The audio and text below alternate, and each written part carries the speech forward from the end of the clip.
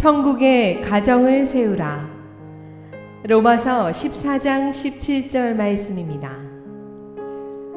하나님의 나라는 먹는 것과 마시는 것이 아니요 오직 성령 안에 있는 의와 평강과 희락이라. 아멘. 오늘 설교 제목은 너무 이상적인 것 같다라는 생각도 듭니다. 천국의 가정을 세워라. 여러분의 집이 천국 같다면 얼마나 황홀하겠습니까? 집 안에 들어가면 기쁨이 넘치고 사랑이 넘치고 화목하고 또 다 구원받은 그런 가정이라면 너무 행복하겠죠? 그러나 우리의 가정이 지옥 같다면, 가족들이 말하기를 우리 집은 지긋지긋해요. 엄마 얼굴 보기 싫어요. 아빠 얼굴 보기 싫어요. 집안 들어가기 싫어요. 그런 가정이라면 아마 그 인생은 거반 실패한 인생일 것입니다. 집안을 세우지 못하면 어떻게 인생이 성공한 인생이라고 할 수 있겠습니까? 물론 우리가 신앙생활을 할 때 아무리 잘 믿어도 인생살이는 반드시 갈등은 어디에나 존재하는 것 같아요. 아무리 잘 믿어도. 왜냐하면 이 땅의 삶에 녹록치 않은 어려움들이 있기 때문에 그런 어려움들을 겪으면서 마음에 어려움이 있고요. 또 의견이 다르기도 하고 또 성향들이 참 달라요. 어떤 분이 그런 이야기를 하시더라고요. 첫 아이를 낳고 아무튼 힘들게 첫 아이 키우는 거 힘들잖아요. 그래서 아무튼 고생하면서 잘 키웠는데 둘째 아이 낳으면 이제 첫 아이를 바탕으로 잘 기를 수 있겠다. 근데 다른 아이가 나왔더래요. 첫 아이와는 성향이 다른.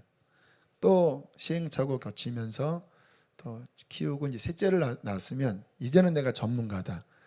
이제 또 전혀 다른 아이가 나와서 야, 이건 진짜 쉬운 일이 아니구나. 참 하나님께서 우리의 인생을 다양하게 창조하셨고 또 인생살이에 여러 어려움들을 겪으면서 필연 가정 안에는 갈등이 벌어질 수밖에 없습니다. 여러분, 그러나 신앙은 무엇인가요? 신앙은 문제가 없는 게 아닙니다.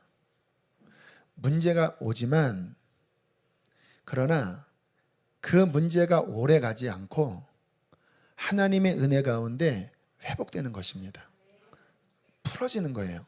용서가 되어지고 그리고 오히려 그 어려움 때문에 가정이 더 성숙하게 되어지는 게 신앙의 가정입니다.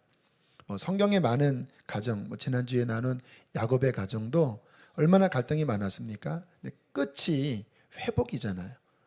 끝이 더 큰 축복으로 변화되잖아요. 이게 하나님이 함께 하시는 천국과 같은 가정의 모습이거든요. 그런데 문제 있는 가정은 어떤 가정이냐면 문제가 생길 수는 있는데 그게 해결이 되지 않는 거예요. 여러분, 우리의 건강도 면역 결핍증 같은 게 뭐냐면 바이러스가 침투해 들어왔는데 그게 해결이 안 되는 겁니다. 그리고 더 골마서 끝내는 목숨을 앗아가는 게 그게 건강이 안 좋은 현상이잖아요. 가정도 마찬가지예요. 문제가 생길 수 있습니다. 별의별 문제가 없겠습니까? 그런데 그게 해결되지 않고 계속하고 나중에는 골마서 터져서 가정이 분열되는 일까지 벌어지면 정말 면역 결핍증이 걸린 그러한 가정이 되지 않겠습니까? 하나님께서는 우리의 인생길에 우리의 가정이 어려움이 있지만 정말 하나님의 역사로 그것이 회복되어지고 그리고 점점 천국 같은 가정으로 변화되는 것이 하나님의 뜻입니다. 자, 어떻게 이상적이리라 싶은 천국과 같은 가정을 세울 수 있을까요?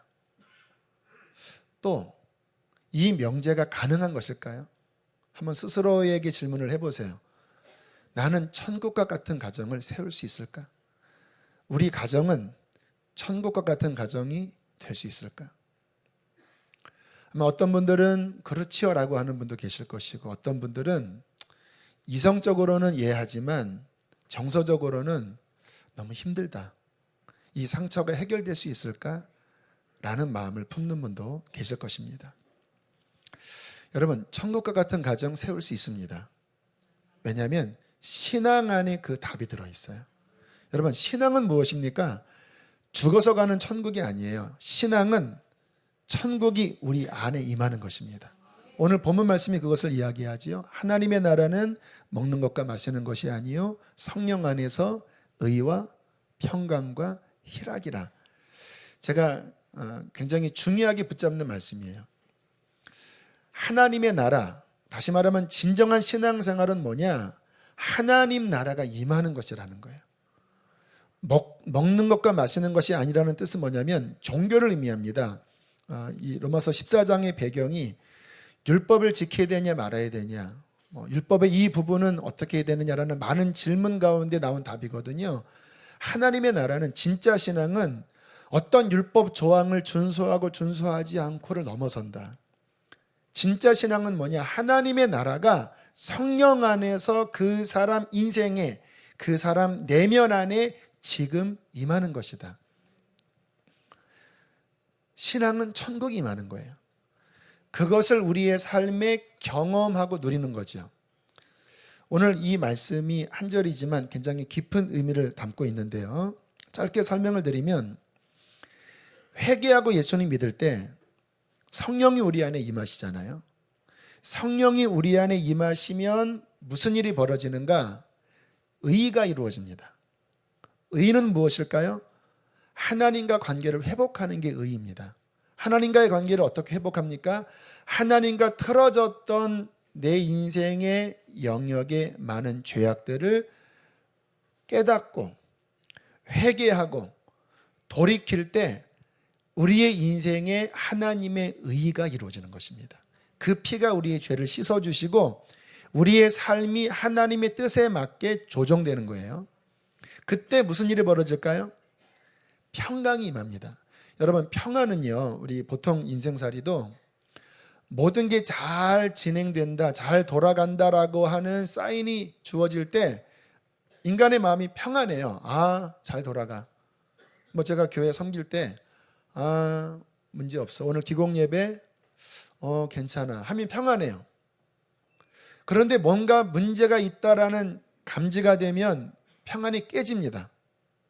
오늘 비가 올래나?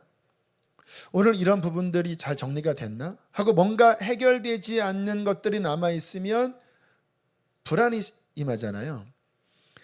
신앙생활은요, 뭐냐면요, 하나님과의 관계가 온전하게 회복될 때 비록 삶에는 어려움이 있지만 내 영혼 깊은 곳에 하나님과의 온전한 관계 속에 좋다. 내 영혼은 평안하다. 나는 하나님 안에서 안전하게 잘 가고 있다라는 영적 사인이 평안입니다. 이 평안은 언제 주어지냐? 하나님과의 관계가 온전해질 때, 의가 있을 때 평안이 우리 안에 임하는 거예요. 그렇게 하나님의 평강이 우리 안에 임하면서 신앙생활을 하면 그 다음에 무엇이 일어납니까? 기쁨이 일어나요. 희락이지요. 예배할 때도 기쁘고 성경 읽을 때도 기쁘고 봉사할 때도 기쁘고. 할렐루야. 왜요? 성령 안에서 우리의 걸음을 걸으면서 주님과 함께 동행하는 삶이 어찌 아니 기쁘겠습니까? 주와 같이 길 가는 것 즐거운 일 아닌가? 우리 주님 걸어가신 발자취를 밟겠네. 주님과 함께 걸어갈 때 성령이 내주하시면서 하늘의 신령한 기쁨을 그 발걸음 가운데, 그 심령 가운데 넘치게 채워주시면서 천국을 이 땅에 누리며 경험하는 게 신앙입니다. 여러분의 신앙생활에 이 의가 없고 성령이 주시는 내적 평강이 없고 성령이 주시는 진정한 기쁨이 없다면 그 신앙은 문제가 있는 거예요. 뭔가 하나님과의 관계가 틀어져 있든지 아니면 애초부터 하나님을 못 만났든지. 진짜 신앙생활은 먹는 것, 마시는 것, 뭐를 지키는 것을 넘어서 예수님을 정말 믿을 때 성령 안에서 의와 평강과 희락이 우리 안에 세워지는 것입니다. 그렇게 천국을 누리며 사는 자가 천국 가는 거지요. 자, 그런데 중요한 것이 있어요. 그렇게 천국이 그 안에 이루어지는 사람들은 나 혼자만의 천국으로 끝나지 않는다라는 거예요. 누룩은 밀가루를 다 부풀립니다. 겨자씨는 작지만 모든 나물보다 더 커집니다. 우리 안에 들어온 누룩은 나 혼자만을 변화시키는 것이 아니라 그 천국이 이웃으로 확장되어지게 되어 있습니다. 가장 가까운 이웃이 어딘가요? 우리의 가정이에요. 우리가 가장 사랑하는 이웃이 누군가요? 우리의 부모님, 우리의 형제자매, 우리의 자녀들, 우리의 가족이에요. 내가 형제자매를 사랑하고 이웃을 사랑한다면, 가족을 사랑한다면 내게 임한 이 의와 평강과 희락을 어찌 주지 않을 수 있겠습니까? 어찌 그들도 누리지 않게 할 수 있겠습니까? 제가 처음 주님을 만났을 때 가장 가슴이 아팠던 게 부모님이었어요.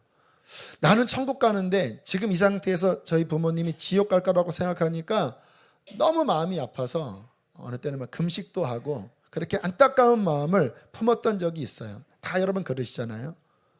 왜 그럴까요? 사랑하니까. 내게 이 귀한 은혜를 주신 것을 어찌 내 사랑하는 가족에게 전하지 않을 수 있겠습니까? 여러분, 정말 천국이 마음 안에 임한 사람은 반드시 그 다음에 내 이웃, 내 사랑하는 가정 안에 이 천국이 임하도록 우리는 사명을 가지고 나아갈 수밖에 없게 되는 것입니다. 자, 그러면 예수님 믿으면 저절로 다 천국의 가정으로 변할까요? 그게 안 그렇게 된다는 건 아시죠? 예수님을 믿어도 우리의 가정 안에 여전히 불신앙이 있고 여전히 지옥과 같은 모습이 경험되는 것, 우리의 경험이에요. 왜 예수를 내가 믿었는데, 나의 부모도 예수를 믿는데 목사님이 말씀하시는 그 천국의 가정, 의와 평강과 희락이 왜 잘 이루어지지 않을까요? 왜 분열이 있고 왜 아픔이 있을까요? 그 근본 원인을 오늘 살펴보기를 원하는데요. 여러분, 예수님을 믿지만 천국이 임하지 못하는 이유는 가정 안에 여전히 흐르는 죄 때문에 그렇습니다.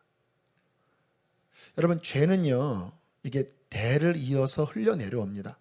아담의 죄의 그 결과가 왜 우리에게까지 흘러내려옵니까? 그게 원리예요. 십계명에 부모의 우상 숭배의 죄가 자손 3, 4대까지 흐른다고 말씀하잖아요.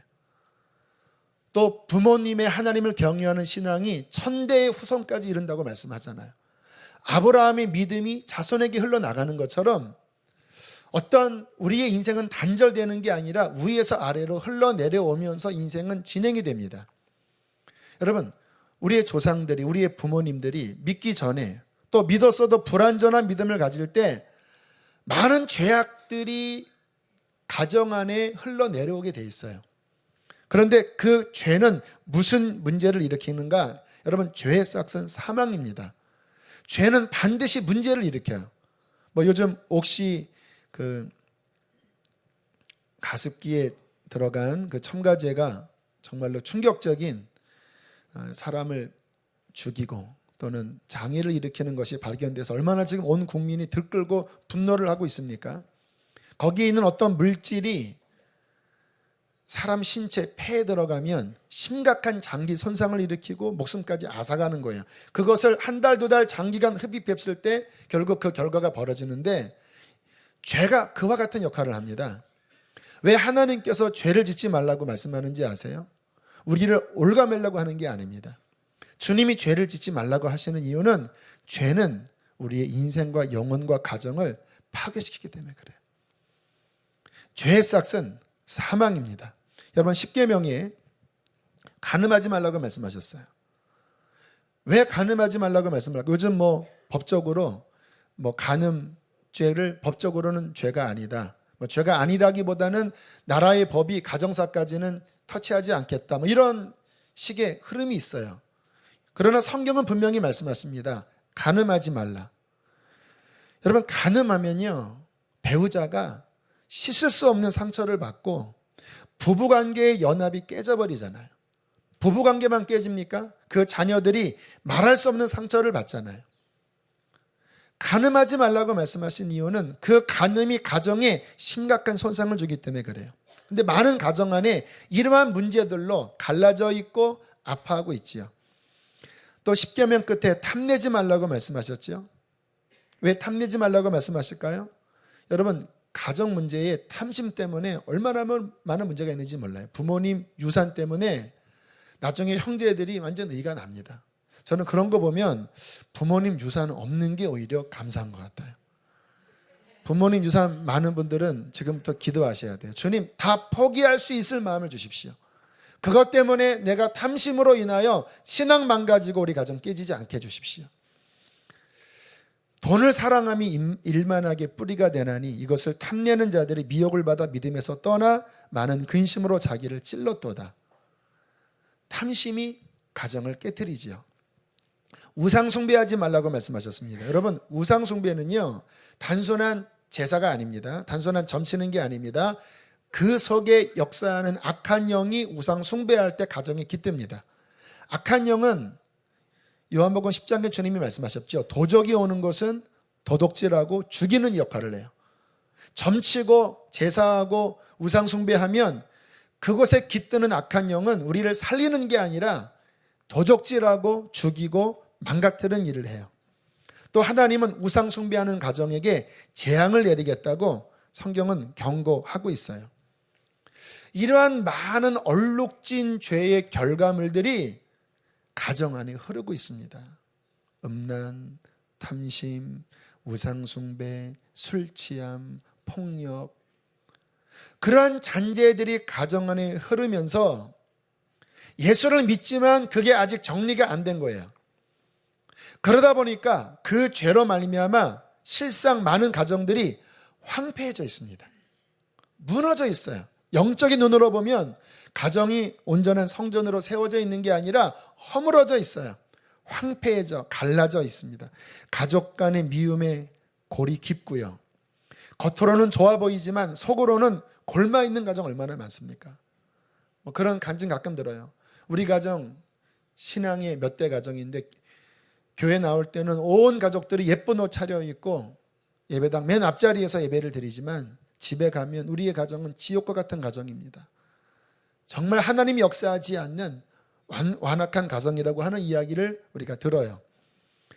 그렇게 하나님의 법이 다스리기보다는 그러한 해결되지 않은 죄악들로 인하여 가정이 골마 있고 가정이 황폐해져 있고 그 땅이 묵은 땅으로 딱딱하게 굳어져 있는 거예요. 아파하고 있습니다. 이게 많은 가정의 실상입니다.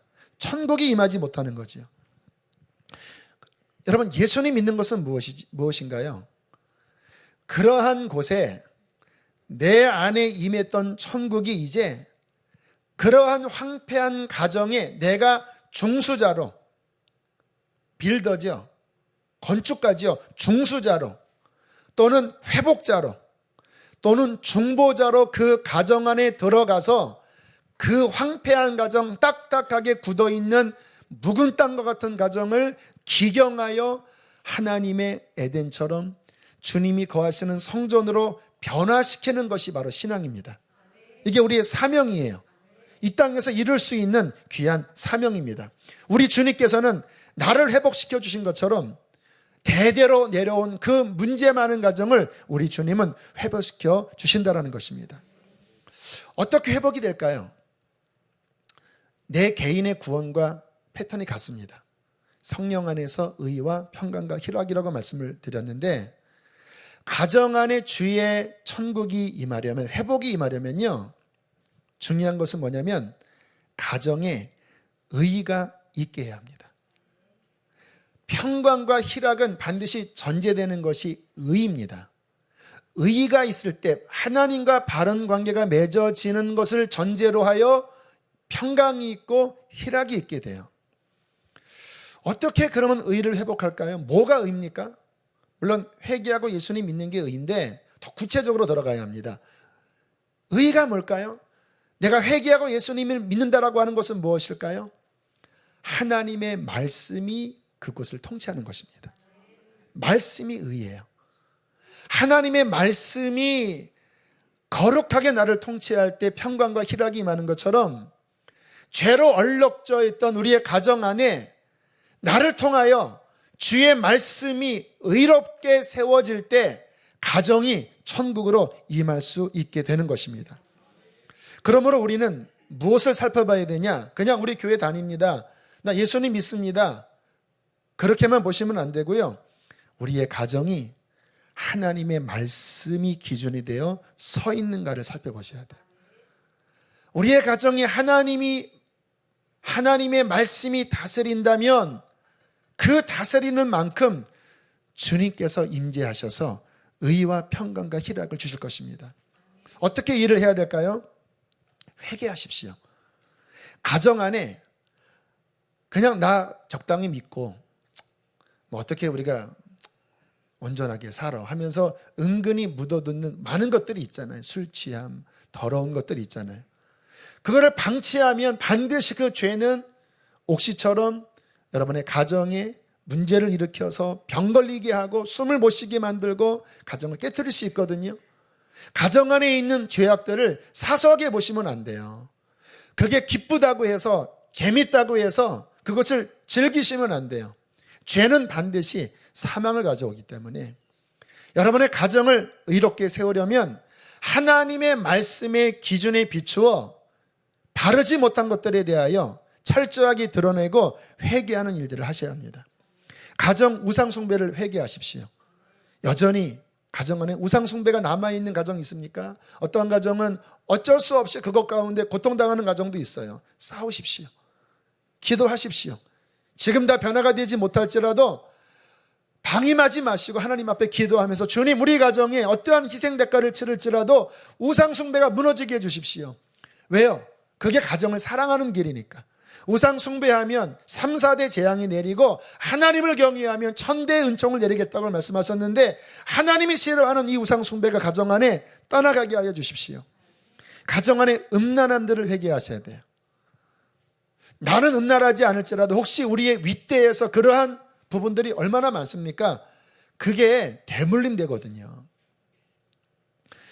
처음 주님을 만나고 가정 예배 드릴 때 누님과 함께 한동안 그런 기도를 했어요. 우리 개신교에서 일제시대 때 신사참배에 대한 것들을 회개하는 어떤 것들을 하잖아요. 그런 것처럼 초기에 20대 초반에 혹시 우리 부모님 또는 우리가 알지 못하는 선조들이 우상 숭배하고 음란하고 한 부분들, 저희 가정이 많이 깨어져 있었으니까 그러한 부분들이 있을 것이다.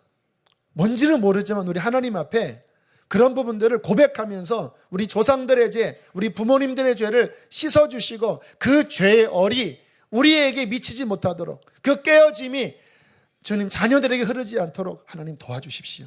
그렇게 한동안 그러한 죄들을 고백하며 기도했던 적이 있어요. 그게 뭔지 아세요? 묵은 땅을 기경하는 것입니다. 잘못된 것들을 끊어내는 거예요. 근데 감사하게요, 저희 가정도 그렇고 저희 형님 가정도 그렇고 감사하게 행복한 가정생활을 누리고 있어요. 보통 그렇게 깨어진 가정들이 내려오거든요. 그런데 그런 묵은 것들을 기경하여 뽑아내면 주님께서 말씀으로 새롭게 세워주시는 거예요. 가정에 미움이 있다면 그 미움이 가정을 냉랭하게 하고 딱딱하게 만들고 이 감정을 굳게 만들거든요. 지난주 말씀처럼 사랑과 용서로 바꾸셔야 돼요. 누가 먼저 손을 내밀어야 되겠습니까? 여러분들이. 왜? 그분들 안에는 주님의 은혜가 없기 때문에 그 딱딱함을 이길 힘이 없어요. 그러나 우리 안에는 주님이 계시잖아요. 보혜사 성령님이 계시잖아요. 그 부활 생명의 힘을 믿고 여러분들이 손을 내밀 때 주님은 여러분의 손길을 통하여 그 갈라져 있던, 분열되어 있던 것들을 갈아엎으시고 주님의 사랑과 은혜가 흐르게 할 것입니다. 이 작업 굉장히 중요합니다. 여러분 성경을 읽다 보면요, 창세기에 그런 내용들이 나와요. 가정 안에 위기가 닥쳤을 때 그 가장이 하나님 앞에 먼저 회개하는 일을 갖습니다. 야곱의 가정에 큰 위기가 한 번 있었죠. 딸이 세겜 추장 아들에게 강간당하고 그것을 빌미로 해서 두 아들이 그 세겜 족속의 남자들을 죽여요. 야곱의 가족은 사람이 적습니다. 주변 부족들이 공격하면 몰살당할 위기가 처해졌을 때 야곱이 깜짝 놀라 떨면서 이렇게 자녀들에게, 가족들에게 선포합니다.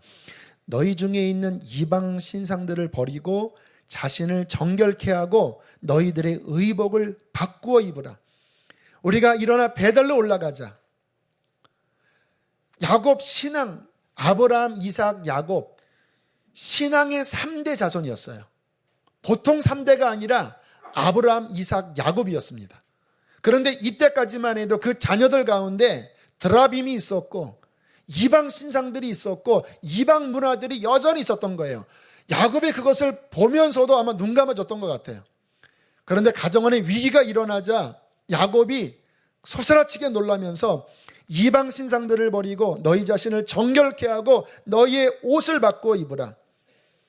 그리고 뭐라고 말씀하냐면 그들이 자기 손에 있는 모든 이방 신상들과 자기 귀에 있는 귀고리들을 야곱에게 주는지라. 야곱이 그것들을 세겜 근처 상수리 나무 아래에 묻고 그들을 떠났으나 하나님이 그 사면 고을들로 크게 두려워하게 하셨으므로 야곱의 아들들을 추격하는 자가 없었더라. 정리하고 끊어버리고 묻어버리니까 하나님께서 그 위기에서 건져주세요. 어쩌면 여러분 가정 안에 일어나는 위기들은 하나님의 사인일 수 있습니다. 너희 신상들을 버려라. 너희 의복을 바꾸어 입어라. 귀고리를 빼라. 하나님 보시기에 기뻐하지 않는 세상 문화들을 버려라. 그때 하나님의 통치가 가정 안에 미치게 되는 것입니다. 저희 가정에 이제 결혼하고 난 다음에 지금 기억하면 3차례의 이러한 대회개 집회를 가정 안에 했었어요. 2001년도쯤에 저의 삶에 많은 어려움이 있었을 때 그 삶을 해결해 달라고 기도하는 시간을 가정예배 통해 가졌거든요. 근데 주님이 회개하라고 하셔서 몇 주를요 막 가슴을 찢으면서 회개를 하는데 아내에게 저의 허물들을 고백하고 아내는 저에게 용서를 해준다고 이야기를 하면서 그러한 시간을 몇 주 보낸 이후에 하나님께서 이제 그 다음 문으로 열어주셨고요. 2008년도쯤에도 신앙의 각성이 일어나면서 하나님 앞에 거룩하지 못하면 천국 가지 못하는구나. 또 아내와 함께 막 기도하면서 아내도 옛날에 행했던 어떤 잘못에 대하여 막 돈을 그곳에 갚기도 하고 막 아내와 함께 깊이 회개하는 집회를 가정 안에서 며칠 동안 했는데 그러면서 가정이 새롭게 됐고요. 2010년도에 안식 올 때 그때 주님께서 대한수도원에 저를 보내시면서 몇 주 동안 하나님 앞에 정말 가슴을 찢는 그런 회개의 시간을 가지면서 그 다음 2011년도에 이제 분립개척을 나오게 되었어요. 하나님은 그 가정을 새롭게 하시고 신앙을 새롭게 하실 때 먼저 묵은 땅을 기경하게 하십니다. 그 묵은 땅이 기경되지 않은 상태에서 아무리 씨를 뿌려도 열매 맺지 않아요. 왜 여러분의 가정 안에 화평이 없고 희락이 약할까요? 그것을 가로막는 주님이 기뻐하지 않는 묵은 것들이, 죄의 잔재들이, 그러한 상처의 쓴뿌리들이 여전히 남아있는 거예요. 어떻게 해결할까요? 주님이 해결할 수 있습니다. 고백하고 회개하고 끊어낼 때에 주님의 보혈은 씻으시고 치료해 주실 것입니다. 주님의 기름은, 성경의 기름은 치료하는 치료제거든요. 성령의 기름은 그 상함을 치료하셔서 여러분으로 하여금 평강과 희락이 넘치는 사람이 되게 하시고 그러한 가정이 되게 해 주실 것입니다. 자, 이게 첫 번째 중요한 우리가 반드시 해야 될 기경 작업이에요. 기경을 하고 난 다음에 그 다음에 중요한 게 있습니다. 아까 제가 말씀을 드렸죠. 의는 말씀이라고. 그렇게 갈아엎은 가정의 밭에 또 가만히 놔두면 또 잡초 들어와요. 어떻게 해야 될까요? 더 풍성하게 말씀의 씨앗들을 뿌리셔야 합니다. 제가 전에 제가 섬기던 사람들을 위하여 기도하는데 잠깐 한 장면이 딱 스쳐 지나갔어요. 굉장히 인상적인 장면이었습니다. 황량한 사막과 같은 장면이었어요. 막 바람이 모래가 날려요. 이게 뭐지? 주님 이게 뭐지? 하는데 이렇게 깨달아지더라고요. 그 사람들의 마음 상태라는 마음이 들었습니다. 영적인 상태다. 근데 왜 그러죠? 지금 이 사람들이 회개하고 예수님을 잘 믿으려고 하는데 왜 황량한 모래 사막과 같은 모습을 보여주실까? 또 깨달아지는 게 이들 안에 말씀이 없다라는 거예요. 그냥 회개하고 주님 믿어서 뭔가 거듭나는 역사는 있었지만 그들의 마음바다 안에 말씀이 없다라는 거예요. 그러니까 여러분, 사막은요 건천이라고 아시죠? 비가 오면 막 홍수를 이루다가요 하루 만에 그냥 건천이 돼버립니다. 왜 하늘에서 내리는 비를 담지 못할까요? 나무가 없으니까, 숲이 없으니까 그냥 쓸려 내려가는 거예요. 지금 이 사람들의 마음 안에 말씀이 너무 없어서 어느 때는 잠깐 은혜를 받지만 시간이 지나면 그냥 황량하게 돼버립니다. 이들 안에 말씀을 심어라. 말씀을 읽으라고 해라. 그래서 그 다음부터 막 말씀을 읽는 그러한 시간을 가졌는데 그때 깨달았어요. 우리 마음의 정원에 하나님의 말씀의 씨앗이 심겨지고 그것이 잘 자라나서 말씀이 풍성하게 우거질 때 은혜가 더 깊어지고 그리고 하나님의 역사가 더 오래 갈 수 있구나. 여러분 가정 안에 하나님의 말씀의 가치관이 흐르고 있습니까? 아니면 세상 육신의 가치관이 흐르고 있습니까? 그게 여러분의 가정의 영적인 실태입니다. 하나님의 말씀의 씨앗이 계속 대대로 내려온 가정은요, 하나님 보시기에 숲이 우거진 가정이 될 거예요. 그 숲이 우거진 곳에 새들이 깃들고 과실이 맺혀지고 희락이 넘치고 하나님의 아름다운 평강이 그 가정에 흘러넘칠 것입니다. 그러나 말씀이 그 가정에 너무 희미한 거예요. 주일 한번 듣는 말씀. 그러나 이 사고방식은 여전히 세상적인 사고방식, 세상 성공 사고방식, 유교적인 사고방식, 음란한 사고방식, 이러한 것들로 가득 차 있으면 가정이 황폐하고 메마를 수밖에 없겠죠. 가정 안에 더 적극적으로 하나님의 진리의 말씀을 뿌리셔야 합니다. 저는 가장이니까 이제 그러한 시간들을 자주 가져요. 여러분, 신앙의 기초는 창조신앙인 거 아시죠? 창조주 하나님을 믿지 않으면 그 다음 성경은 다 안 믿겨집니다. 그래서 저희 가정 안에 창조에 대한 말씀을 자주 전해요.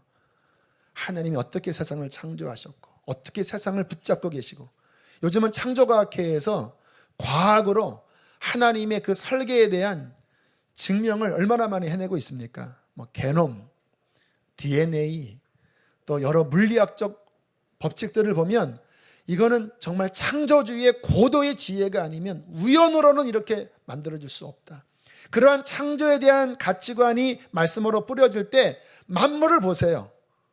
얼마나 하나님의 손길이 만물에 충만한지 몰라요. 오늘도 내려오면서 아카시의 향기가 쫙 풍길 때 와, 저 아름다운 향기, 하나님께서 이 봄날에 아름다운 향기를 주시고 저 연녹 잎의 잎 5월에 저 정말 아기 속살과 같은 부드러운 그 녹색 잎을 보세요. 연한 녹색. 하나님께서 어떻게 이 만물을 사시사철 아름답게 지으시고, 창조의 신앙이 있을 때 만물 안에 충만한 주의 영광을 볼 수 있습니다. 창조주 하나님을 깨달을 때 하나님을 경외하게 됩니다. 하나님 빼버리고 유물론이 돼버리고 하나님 빼버린 물질이 돼버리니까 죄를 줘도 뭐 그냥 사는 거죠. 왜? 하나님 안 계신데 뭐 잘 살 필요가 뭐가 있습니까? 캐세라 세라 그냥 즐길 대로 즐기는 거지요. 창조주 하나님의 가정 안에 심겨져야 돼요. 그러한 시간들을 가정 안에서 갖는 것. 또 무엇이 죄인지도 알려줘야 돼요. 요즘 시대는 죄에 대한 기준이 없어져 버렸습니다. 내가 남자인데 남자가 좋으면 허락해라. 그게 허락되니까 미국에서는 이제 일부 다처제를 허락해달라. 또 어떤 데서는 소아 성애자들은 내가 애들 좋아하는데 이것도 나의 기호다 허락해달라. 내가 동물 좋아하는데 동물과 결혼하는 거 허락해달라. 이런 말도 안 되는 일들이 벌어져요. 기준이 없어져 버립니다. 아이들이 그러한 문화 속에서 기준이 혼탁하면요, 도대체 이 홍수와 같은 시대에서 어떻게 바르게 살겠습니까? 무엇이 죄인지, 무엇이 거룩인지를 가르쳐 주셔야 돼요. 성은 하나님께서 부부 안에서 거룩하게 창조하셨습니다. 이 부부 안에서의 성이 바깥으로 흘러나가지 말라고 말씀하셨어요. 부부 안에 연합, 친밀함, 그 속에서 자녀들이 나오고 화목한 가정을 이루는 것이 바로 성의 아름다움이거든요. 이것이 쾌락주의로 바뀌어서 그냥 대학교만 올라가도, 대학이 뭡니까?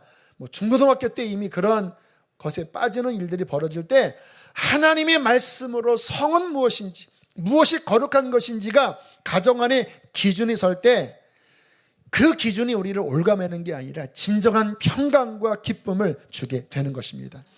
성공에 대해서도 그래요. 여러분, 성경에 세상적으로 성공하라고 하는 말씀이 한 번이라도 나올까요? 지금 여기 부모님들이 자녀들 생각할 때 세상적인 성공을 바라잖아요. 물론 그게 나쁘다고는 할 수 없지요. 그러나 한번 진리 안에서 보세요. 성경에 세상적으로 성공하라고 그렇게 부추긴 말씀이 나오는지 아십니까? 안 나옵니다. 오히려 그 바벨탑을 위험하다고 보고 있습니다. 성경의 진정한 성공은 먼저 구원받는 거예요. 천하를 얻어도 제 영혼 잃으면 무슨 유익이 있겠습니까? 내 가족들이 구원받았나? 진정한 성공은요, 하나님 말씀 순종해서 주님과 동행하는 것입니다. 요셉이 어려웠지만 하나님과 동행할 때 주님이 복을 주셔서 함께 하셨잖아요. 시편 127편에 이렇게 말씀합니다. 솔로몬의 시예요. 여호와께서 집을 세우지 아니하시면 세우는 자의 수고가 헛되며, 솔로몬은 헛되다라는 말을 참 자주 했어요. 여호와께서 성을 지키지 아니하시면 파수꾼의 깨어있음도 헛되도다.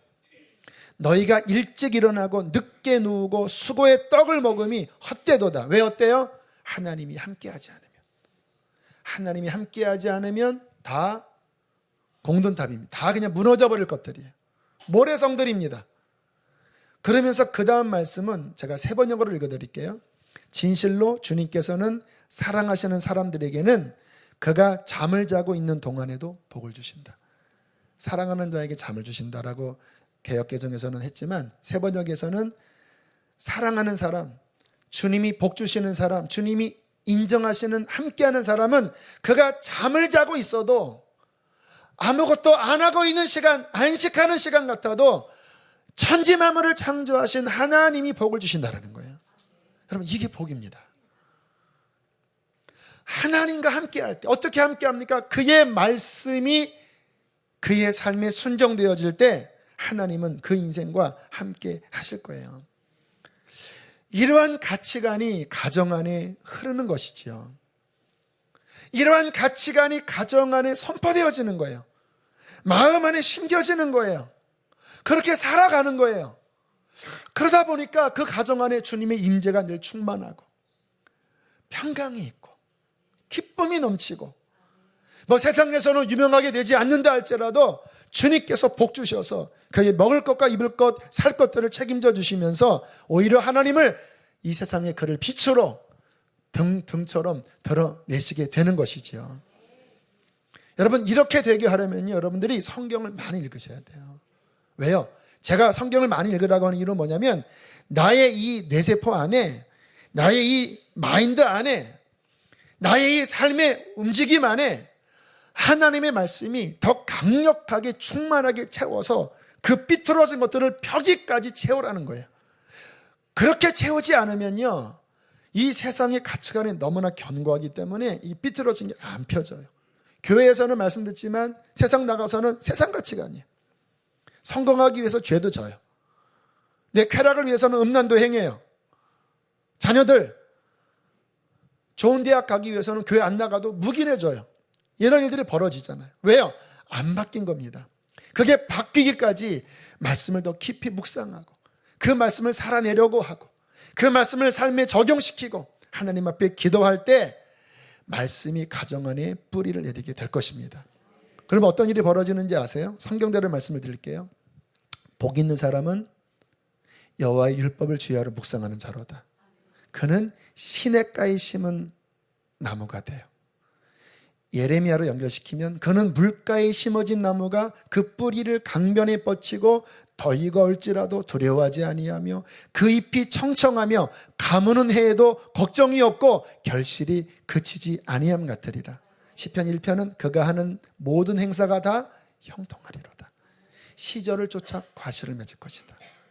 바깥은 메말라도 뿌리가 하나님께 닿아 있기 때문에 가무는 해에도 잎사귀가 마르지 않고 그 잎이 청청하고 결실이 그치지 않고 하나님이 시절을 쫓아 과실을 맺는 하나님의 사람, 하나님의 가정, 천국이 아니겠습니까?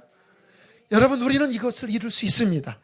예수님의 십자가와 부활은 바로 이 일을 행하게 하시는 분이세요. 아마 지금 이 시점, 2016년 5월 15일 이 시점에 아직 목사님이 선포하는 말씀과는 너무나 동떨어져 있는 게 나의 현실입니다. 우리 가정은 깨져 있고 골이 깊고 아파하고 있습니다. 괜찮아요. 왜 괜찮은지 아십니까? 주님의 역사는요, 긴 인내 과정을 통해서 이루어져요. 여기 있는 제가 그 증거잖아요. 20몇 년 전만 해도 말할 수 없이 황폐한 그 속에 삐쭉 나 혼자, 또 우리 누님 그냥 예수님 믿고 그냥 그 황폐한 곳에서 눈물로 기도했던 그 시절이 25년, 26년, 27년 전 일이에요. 하지만 낭망하지 않고 인내하면서 또 가정의 중수자로, 가정의 중보자로 하나님 앞에 포기하지 않고 기도하고 성경 읽으면서 순종하며 나아갈 때 주님이 행하십니다. 할렐루야. 주님이 여러분의 가정을 변화시켜 주십니다. 지금은 아니지만 주님께서 시간이 흐르면서 여러분의 기도를 받으시고 뿌려진 말씀을 통하여 새롭게 하실 것입니다. 낙심하지 마십시오.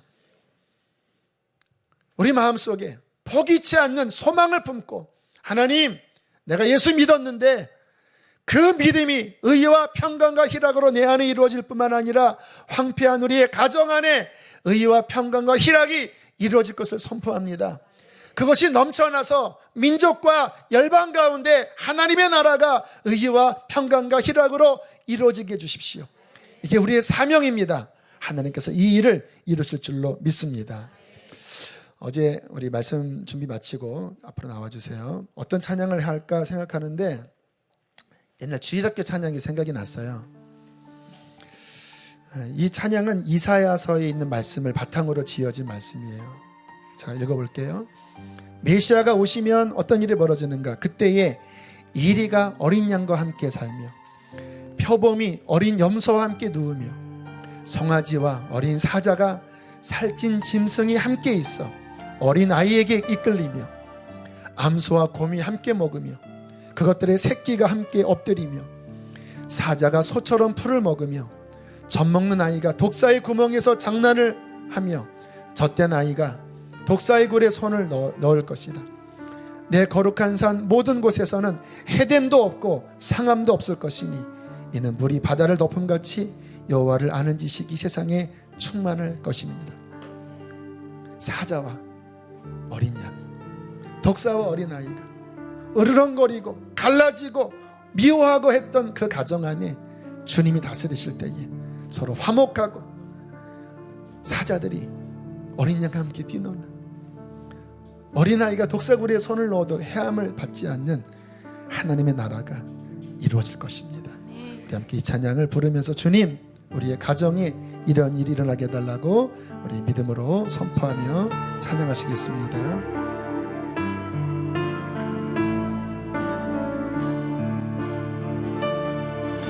사막에 샘이 넘쳐 흐르리라.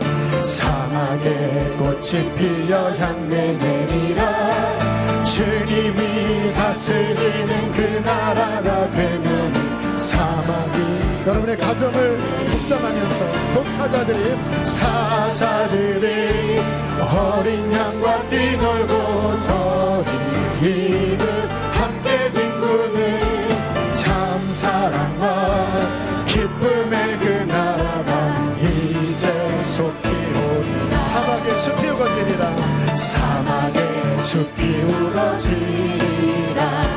사막에 예쁜 새들 노래하리라. 주님이 다스리는 그 나라가 되면 사막이 나도 되리라.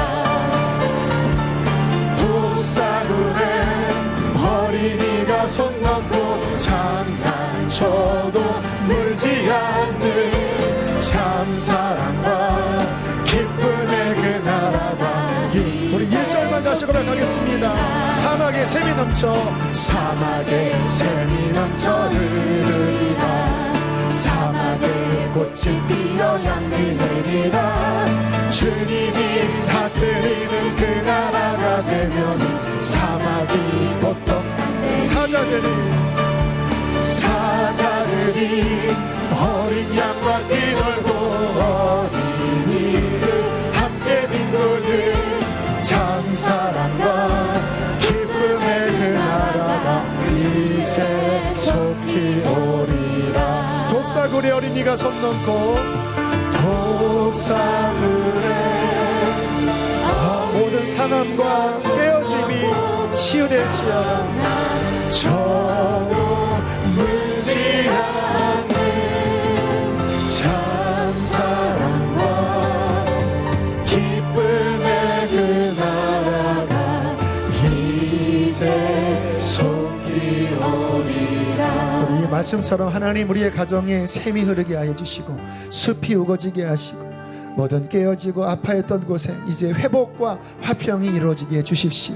하나님의 나라 성령 안에서 의와 평강과 희락이 내 안으로부터 주님 나의 가정 안으로 열방으로 흐르게 될 것을 선포합니다. 그렇게 함께 우리 말씀을 붙잡고 기도하시겠습니다. 할렐루야. 살아계신 하나님 아버지 감사와 찬양을 드립니다. 아버지 하나님 주님의 거룩한 영광 아버지 가정 안에 아버지 이루어지게 하여 주시옵소서. 하나님 아버지 독사를 사자의 모든 아버지 하나님 어떤 그 가정과 주의 나라를 임하게 하여 주시옵소서.